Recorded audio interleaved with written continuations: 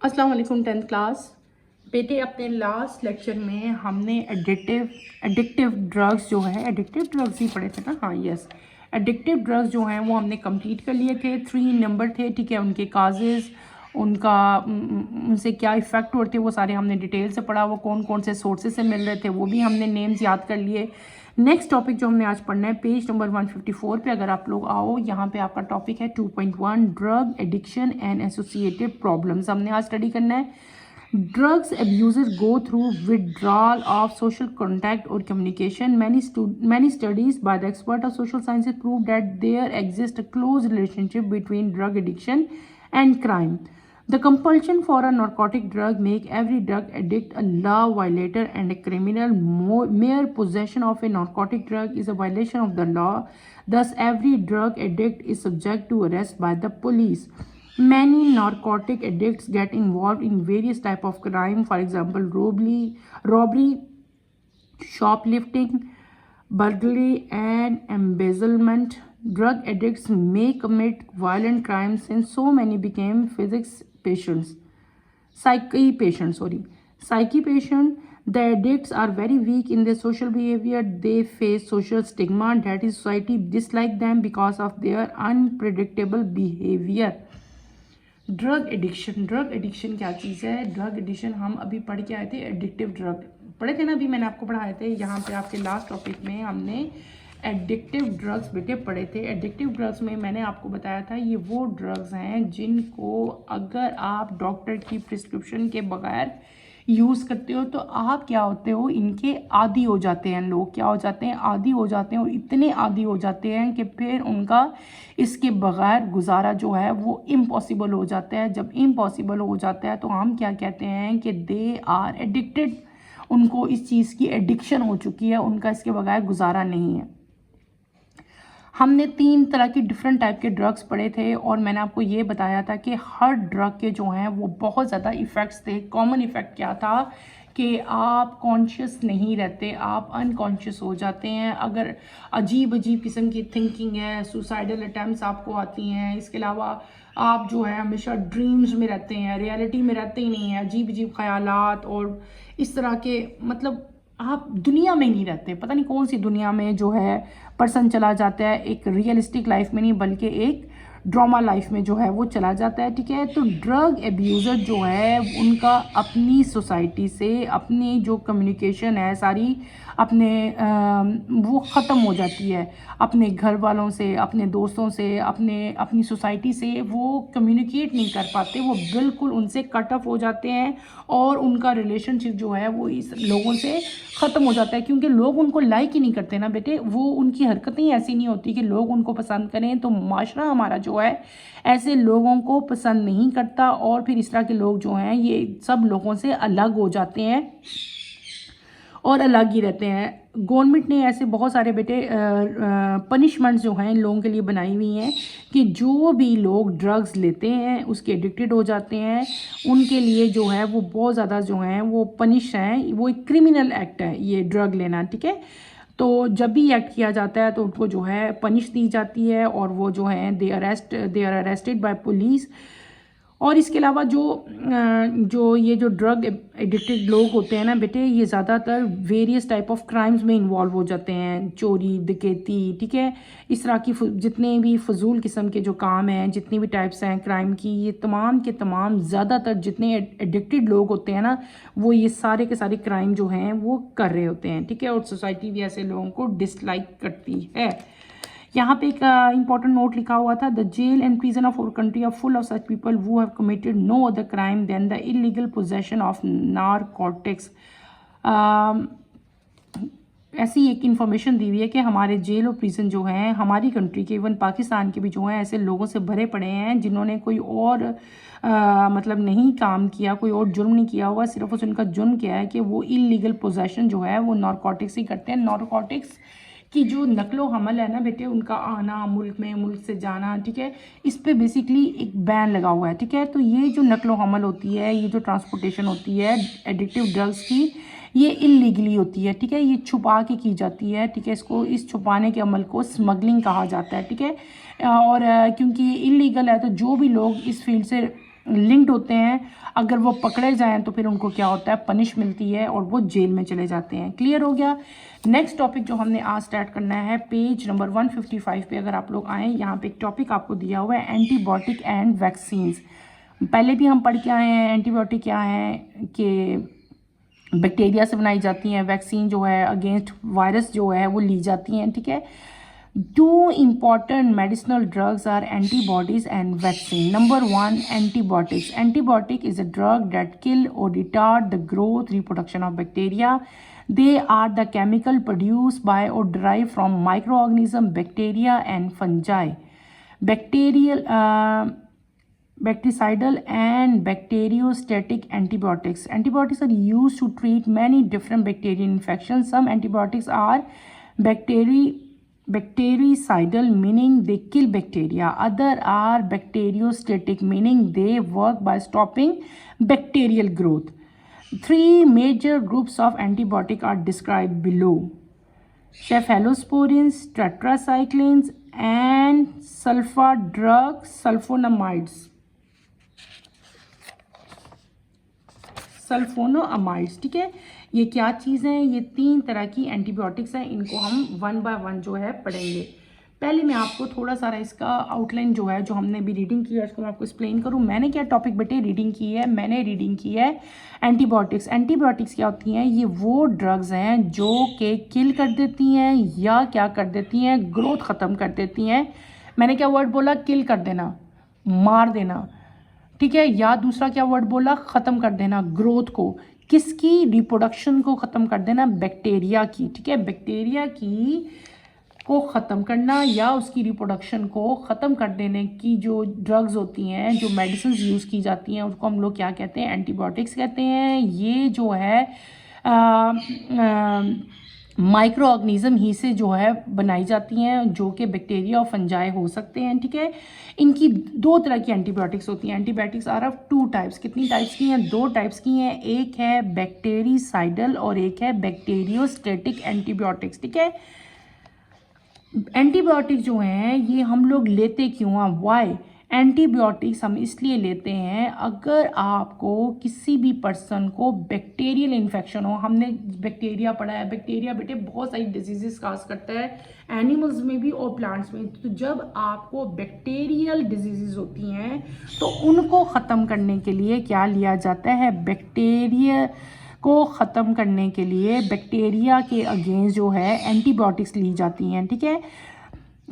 2 तरह की एंटीबायोटिक्स जो हैं वो ली जाएंगी। कौन कौन सी? एक है बैक्टीरिसाइडल और एक कौन सा आपके आते हैं? बैक्टीरियोस्टेटिक। मैंने क्या कहा? 2 तरह के। एक आपका पहली टाइप क्या है? बैक्टीरिसाइडल।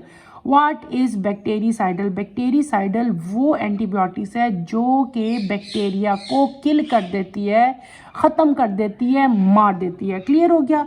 दूसरी टाइप क्या है? बैक्टीरियोस्टेटिक। बैक्टीरियोस्टेटिक वो एंटीबायोटिक है जो कि बैक्टीरिया की ग्रोथ को रोक देती है, उसको ख़त्म नहीं करती, उसको मारती नहीं है, ठीक है। क्या करती है? उसकी जो रिप्रोड्यूस होने की एबिलिटी है, यानी कि जो उसका नंबर इंक्रीज होना है, उसको स्टॉप कर देती है। क्लियर होगा। इन दोनों में डिफरेंस क्या है? एक बिल्कुल ख़त्म कर रही है और एक क्या कर रही है? ग्रोथ को स्टॉप कर रही है, रिप्रोडक्शन को स्टॉप कर रही है। ये दोनों का डिफरेंस है। 3 मेजर ग्रुप्स हैं एंटीबायोटिक्स के जो ज़्यादा इन यूज़ हैं। पहला आपका आता है cephalosporin. Cephalosporin interfere with synthesis of bacterial cell wall and so are bactericidal.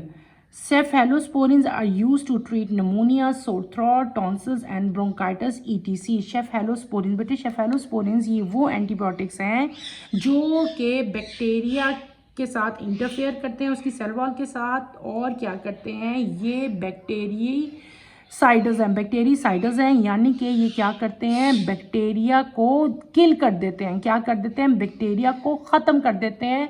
और ये वाली जो एंटीबायोटिक्स हैं ये किस डिजीज़ के अगेंस्ट ली जाती हैं? जब आपको नमूनिया हो, सोर थ्रॉट यानी कि आपका गला ख़राब होता है, टॉन्सिल्स होते हैं, या आपको ब्रोंकाइटिस होता है। जब ये 4 डिजीज़ होते हैं, तो जब ये 4 डिजीज़ होंगी तो कौन से आप एंटीबायोटिक्स लोगे? शेफेलोस्पोरिन्स लोगे। क्लियर हो गया। फिर अगला आपकी एंटीबायोटिक्स आती है tetracycline. What is tetracycline? Tetracycline they are broad spectrum bacteriostatic antibiotics and inhibit bacterial protein synthesis. Tetracycline are used in the treatment of infection of respiratory tract, urinary tract, and intestine. Tetracycline are not used in children under the age of 8 and especially during periods of tooth development. Tetracycline बेटे बहुत ज़्यादा इसका ज़्यादा use है, ठीक है। ये bacteriostatic antibiotic है। बैक्टीरियोस्टेटिक एंटीबायोटिक कौन सी थी? जिसमें हम लोग ये वो एंटीबायोटिक थी जिसमें बैक्टीरिया किल नहीं होता था, बल्कि सिर्फ और सिर्फ बैक्टीरिया की जो ग्रोथ है या बैक्टीरिया की जो रिप्रोडक्शन है उसको ख़त्म किया जाता है, ठीक है। फुल बैक्टीरिया को ख़त्म नहीं किया जाता।